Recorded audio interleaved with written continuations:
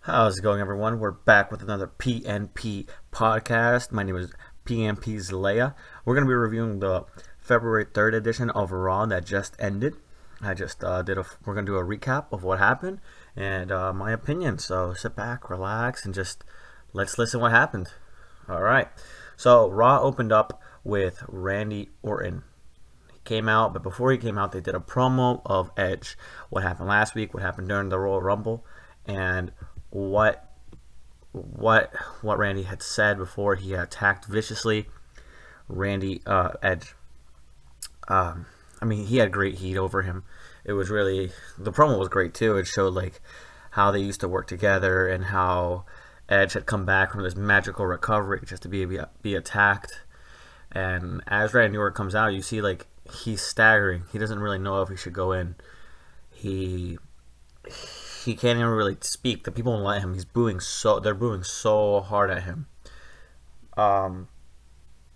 So he stays out there for about 10 minutes. He just says a couple words and he says, "I can't do this." I thought it was fantastic to start off the show with how it ended yesterday with that mystery, that cliffhanger as to why, that turn. It was really good. So really pumped me up, and now I can't wait to see Edge come back right before WrestleMania. So that was fun. Next up, we had a Royal Rumble recap showing how Brock Lesnar dominated the first half, and then Drew McIntyre came out, claymorphed Brock Lesnar out, really built him over.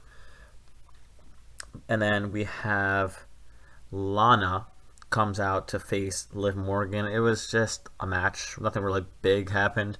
The biggest part happened after Liv Morgan won, clean in the middle.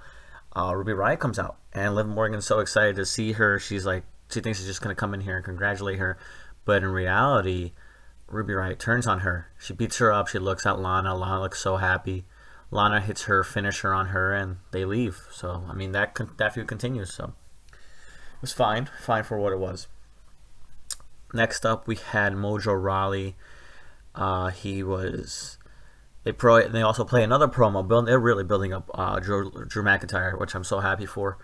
They do another promo of Drew McIntyre and his winnings and how he's just been dominating.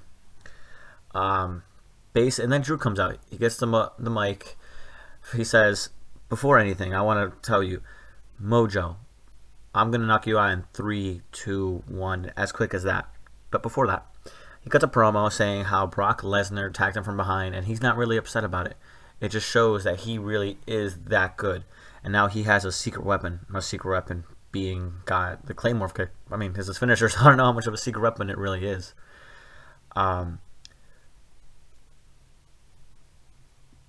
And then he fulfills what he said he was going to do. He looks at Mojo, he goes, after his promo, and he goes, "Oh my God, I forgot you were still here, Mojo. All right, let's get this over with." Before even taking anything off, Mojo goes to give the 24/7 belt down, which is just a ridiculous belt. I don't even know why they keep mentioning it. I didn't even know he won it back. But in the first 2 seconds, Claymore kick, 3, 1, 2, 3. Drew McIntyre is an amazing babyface so far. He calls himself the sexy psychopath. Scottishman. Psychopath. Sexy Scottishman. Really it was very entertaining, and it's a great way to build him up. We got a while to go. That's what I will say about this whole Raw for today. Most of the Raws, I felt like after the Royal Rumble, if it has like a 2-month gap, well, what they'll do is they'll kind of just put everything else off on the side until WrestleMania is like a week away or whatever, and then we'll start to see all these feuds really build up. It really has been happening a lot the past couple of years. But now, this year at least, they've been showing that everyone who doesn't have a WrestleMania opponent or hasn't been jotted down, or like we don't know exactly what their feud is, they're still saying, they still have a road, and they're still like gonna compete as much as they can, which I found them to be like put over, and it was really interesting, and I like that a lot. Then we have an interview with AOP and Buddy Murphy. Buddy says that he's because they have a match, a 3-man elimination match coming up with the Viking Raiders and Kevin O. It comes up right after this. So Charlie asks him, how does she think that they'll beat Kevin Owens and the Viking Raiders? Buddy simply replies he thinks they've already won. He's already in their heads. They're smarter. Not just physically, they're just smarter than them. They outdo them in everything they do. And then Seth interrupts and says he's gained faith and he will win and beat Brock Lesnar because he's done it before. And then he will face Drew at WrestleMania. His path is still there, and Drew needs to be prepared for Seth, not Brock. So after this interview, we go to the 3-man elimination tag team match. KO comes out first, then we go to commercials. As we come back, Viking Raiders are in. Seth Rollins comes out. They give him like the flames and like the pyro now that it comes out. It's pretty cool. It gets everyone pretty hyped. So AOP comes out, and when we start off, Ivar is dominating. He just dominates all 3 men. He slams, but things change quickly as Ivar slams. I'm sorry, not Ivar. Oh, Ivar. Yes, Ivar. Ivar slams into the LED board, which was really cool. I haven't seen that before. LED board like flickers on and off, and then Ivar shows that he's hurt. And while everyone's distracted with his injury,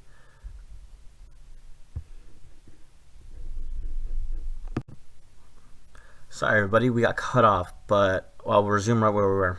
Basically, we just left off with the 3-man elimination match. Ivar had just been hurt, and Seth Rollins had given a stomp to his partner, and Buddy Murphy gets the elimination while Ivar gets taken to the back, medically evaluated for this injury.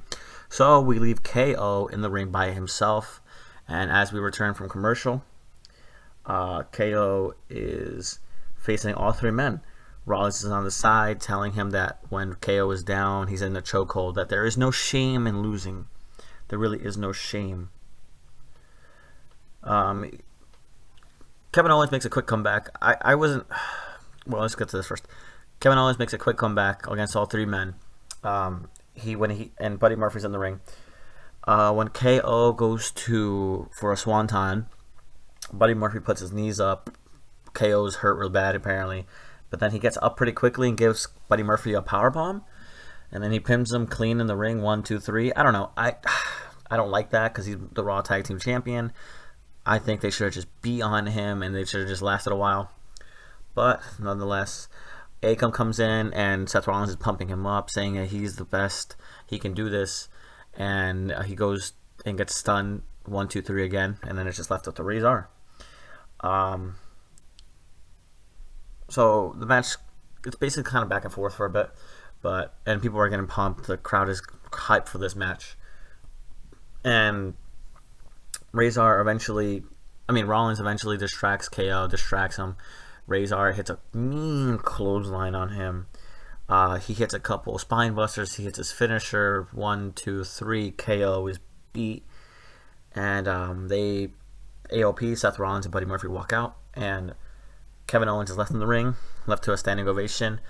The Raw commentary team goes that he should really give it up, that this should be it, to not do this anymore. It's too much. It should be the end of the feud. And for the most part, I thought it was the end of the feud until we get to later tonight, and we'll get to that part. So we have another interview with Ricochet, and she's basically asking why he thinks, what makes him want this? What does he want? And Ricochet basically says this is what he's wanted from his whole life. He's always been looked down upon, but this is his opportunity to shine. In the main event, triple threat match to face Brock Lesnar, for the winner to face Brock Lesnar at Super Showdown February 27th, I believe. So Aleister Black comes out. He has a real quick match with Eric Rowan. Aleister Black is just the boss. They've been building up guys left and right, and I love it. I love that. Like, I felt like last year, like 8 months ago, 6 months ago, it was just whoever was on top, that's the whole show, and we would have these other guys somewhat here and there, but they're really building up a lot of guys. So Aleister Black has a quick match with Eric Rowan. He knocks Eric Rowan pretty bad, actually. Eric Rowan somehow ends up bleeding, and it was just a quick black mask to end the match. It was a quick 1, 2, 3. And then Aleister comes out with a promo, which I thought was maybe one of the best promos of the night. he comes out and he says how society has told us for so long that we can do whatever we want, that we can be whatever we want, and as long as we put our minds to it. And he says how unauthentic that seems, and that he's found out that his way is better, just being himself, that will lead to the right path, and that the Raw locker room better be ready, because he will be knocking on every single door that he finds. So then we have an Roberto and Andrade recap of what's been going on. I think this whole feud with all these men has been great, with Ray, with Roberto, and Andrade, along with Zelina. Zelina's a great manager. One of the best managers that we've seen maybe in the last year, I would have to say. But it comes out with a quick recap, and it shows how Roberto has knocked out Andrade last week. And Roberto comes out, and we're waiting for him. I guess that he was scheduled to have a match. He doesn't really say anything. Basically, Angel Garza's music hits. Angel Garza, his cousin from NXT, I think a past cruiserweight champion who lost it. He comes out with Zelina Vega. So Zelina Vega says that he should never mess with her business. That was the biggest mistake that he has made. And that is why she found his vulnerability. She found his cousin. And his cousin comes out. Angel says that he is the leader of the family, that he has had such a rise, that Humberto Carrillo is a disgrace. He really is a disgrace to the whole family. And then Humberto, as he's saying that, Humberto takes the mic away. He says that he's not the disgrace, and as he's saying his words in Spanish, Zelina slaps him. And Zelina gets a great reaction. The crowd are going crazy for her. They're mad. They're saying what to her. She's telling them to shut up. And so Angel Garza starts to attack his cousin, Roberto. And as he's about to do that deadly DDT that has knocked out all three of them apparently now, all three men apparently in this feud now, Rey Mysterio comes out to the rescue, as Roberto has for him. And Humberto's left on the ground before he's about to get hit with that DDT. He's out cold. They take him to the back, and we have a match between Rey and Angel Garza, which for Angel Garza's first match on the main roster, that's pretty big. I mean, I love this whole Latino thing. I think that's what made things back, especially when Eddie Guerrero was around, made things so special. Just it included a different group instead of like just seeing what usually happens in wrestling as a group being as this racist, or not racist, I shouldn't say racist, as this terrible group, I guess, depending if they're different type of, ethnicity. But it was a really good match, back and forth. Ended up being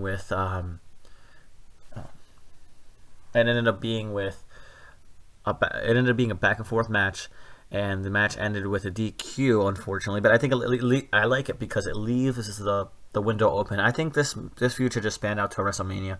This should be like a men's ladder match, like a 4-way between Andrade, Angel Garza, Rey, and Roberto. But it was a DQ because Rey was hit with the DDT on the cement, on the floor. Angel Garza and Zelina are happy, and Rey is just left there. So then we have Charlotte coming out. She finally said that she was going to make an announcement about WrestleMania. And in the beginning of her promo, she says how she's already beaten everybody. She's had every title. She's had the NXT title. She's had the Raw Women's title. She's beaten Bayley. She's beaten Becky. She's had the SmackDown Women's title. And as she's about to say something else, the people are chanting Rhea Ripley. Rhea Ripley. And out comes out Rhea Ripley, to everyone's surprise. I actually didn't expect her to see her right away. I expected for her to go on for a little bit longer, but Rhea comes out and she says, "Yeah, you've done all those things, except for beating me. I've beaten you." And she's waiting for a response from Charlotte, and Charlotte just looks at her. She looks at her up and down, doesn't really say anything, leaves the tension there, and she just walks out as Rhea Ripley just stays in the ring. I thought it was awesome. Then we have an interview with Bobby Lashley for the main event. Bobby Lashley was asked about Lana and how if her loss affects him. He says no, he's focused. One of the reasons he came back to WWE was to face Brock Lesnar, and he's 100% focused, which I liked. It didn't have anything to do with Rusev. It just had to do with focusing on Bobby on this match. So then we have an Asuka versus Natalya match. This match is great. I love this match. It was fun. It was a lot of grappling back and forth. It wasn't like, they didn't start off your typical like slow or anything like that. And then we're having submission from Asuka. Natalya gets out of it. The match really turns when Asuka goes for a spinning back fist on Natalya, misses, and Natalya power slams Asuka. And then she's trying to go for the sharpshooter, but Asuka rolls out the ring. But when we get back from commercial, it gets kind of weird because Asuka's back in control. She does one of these moves where she kicks her, like Natalya's behind her on the ground, and Asuka was kicks her. She kicks her right in the face. Oh my god, you see it, like the blister or the bump the rest of the night gets worse. And well, they just had a very physical match. It got very physical afterwards. Asuka then pulls on her hair. She hits a Shining Wizard. I thought that was it, 1, 2, 3, but apparently she kicked out. So then Asuka goes for a key lock, and she keeps changing from submission to submission. But Natalya counters. She clotheslines Asuka, and then she goes straight into a sharpshooter. Asuka then ends up grabbing the ropes, being able to grab the ropes. She keeps coming out, like Asuka comes out the ring, but Natalya doesn't release the hold. It was just, and Asuka was in pain. So Natalya was keeping an eye on Carrie, which I thought she was very smart. I think they've been building up the baby faces really well. They're not just like these dumb people that just, oh, I forgot about this person. So it's really a 2-on-1 match. But she keeps an eye on Carrie, which ends up costing her, because Carrie still gets to do the offensive, and Asuka gets her back in the ring. Asuka makes Natalya tap out. And then Asuka cuts a promo in Japanese, and then she transitions to English, which I did not expect any of this. I was actually wondering during this match where Becky was going next. She says she wants a rematch with Becky Lynch. So, Becky Lynch comes out,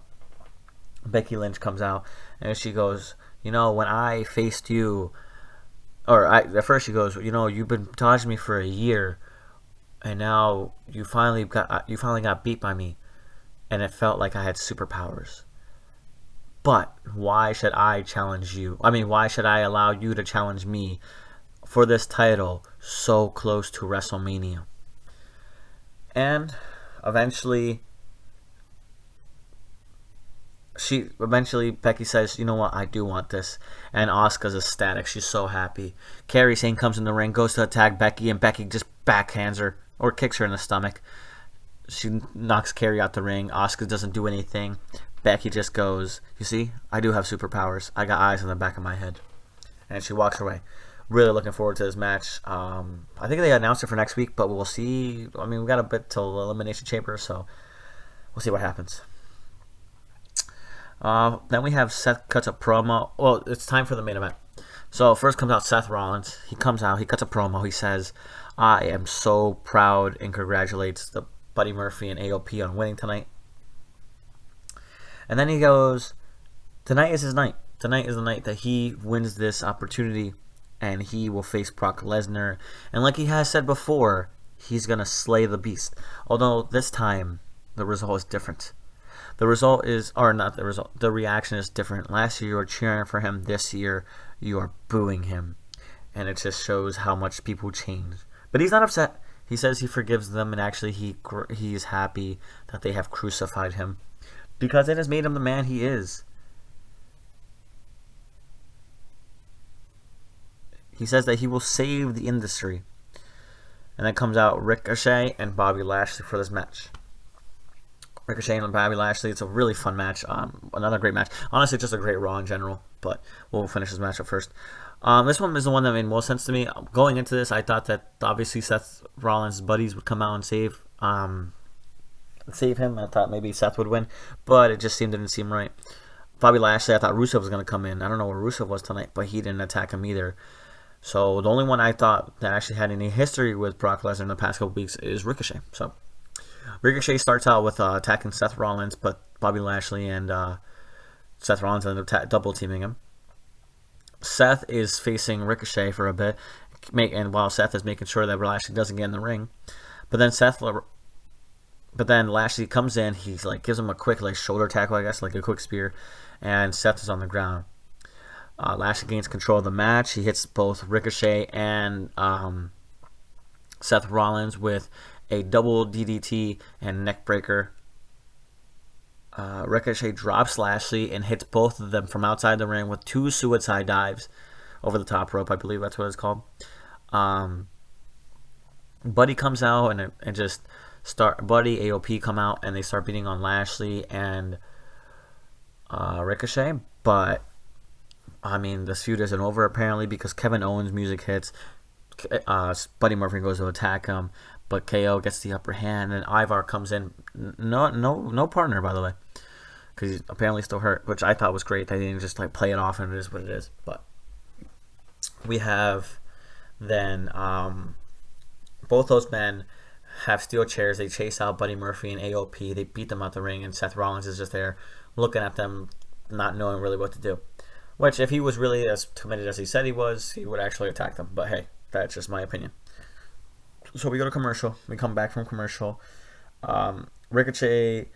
Lashley's like in control, and he's beating on Seth. But then Ricochet does it like a top rope like body slam onto Lashley, knocks him down. He hits Seth Rollins with a shooting star, standing shooting star, and then Lashley breaks it up. It's kind of winding down then the match, and then Seth Rollins. They go up to the turnbuckle. They hit like this huge double 3-man power bomb. Seth Rollins flies out the ring. Ricochet gets up. He hits his 360, and to everyone, I think everyone's surprised. A clean win, 1, 2, 3, which is the best way to do it, I believe.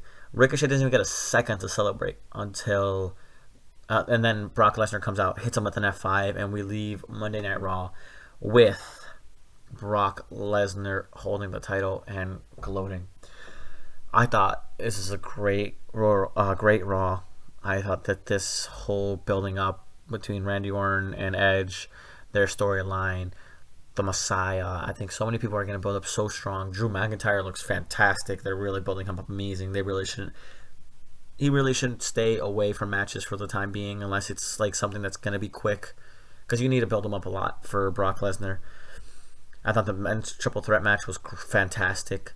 It was everything I thought it would be. Actually, it was better because there wasn't so much interference and so much goofiness in this match. The women's match and Asuka doing her promo, fantastic. Really good stuff today. Even Roberto Carrillo, that was like the most dead thing of the night. Like, honestly, people really weren't hyped for it till Ray came out. But even then, it wasn't like anything. But the crowd was just behind it. And a Utah crowd that may have missed the show because of snow emergencies. It was really a good show, and I can't wait for next week. They're building up these whole feuds really well, taking their time, not rushing into them the last month like they usually do. But I believe that wraps up anything we have to do. I should be back Wednesday for an AEW recap, if not Thursday. We're going to try to do more things. Stay tuned. Please like and subscribe. It has been a fantastic Raw, and I will see you guys soon. PNP Zleya out.